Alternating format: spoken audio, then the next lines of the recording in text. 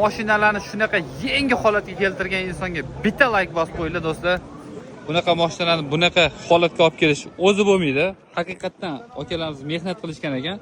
Ko'rasizlar do'stlar, bu mashinamiz Matiz Best H9 2015 149 ming yurgan, kraskasi xo'p, toza ekan. Ko'rasizlar do'stlar, mashinani ideal holatga olib kelib qo'yishgan. Egalariga bitta like bosib olinglar mehnat qilganga. Mana bunisi esa 2013 mida? 2013-yil. Xo'p, mana bu krilosi pitno kichkina.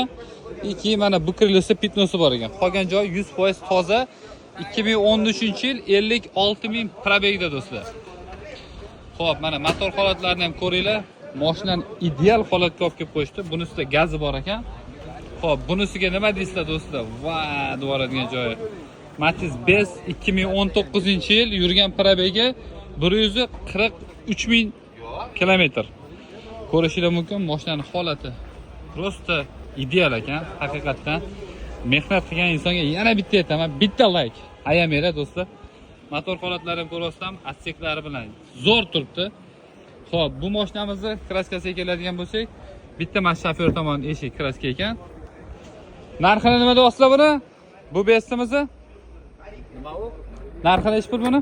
4800. 4800 so'rashyapti mana bozor narxida. Matvi bo'lib turibdi salonlari. 4800 2017-yil Matiz Best. Bitta eshikda kraskasi bor. Elegant diskalarda. Bunisi ko'rasizlar do'stlar, sidinalari ham matvi bo'lib turibdi. 4600 2013-yil. Xo'p, kraskasi toza, mashina benzinda yurgan. 56 ming probegda. Xo'p, mana motorlari ham zo'r turibdi. Egalarning nomerlari mana. Xo'p, 99 165 64 64. Bunisi mana H9imiz, motorlari zo'r holatda turibdi. Yurgan probegi 149 ming. Buning narxi nechi bo'ladi aka? 5200 dollar ekan. Sunnatiga o'tib beramiz deyishyapti mana. Gaz ballonlari bor. Holati zo'r ekan. Xullas, yana bitta aytaman, Matiz'ni yaxshisini minaman deb yurgan insonlar bor. Ana o'shanga shu videoni jo'natib qo'yinglar do'stlar. Sergeli mashina bozoridan gapiramiz.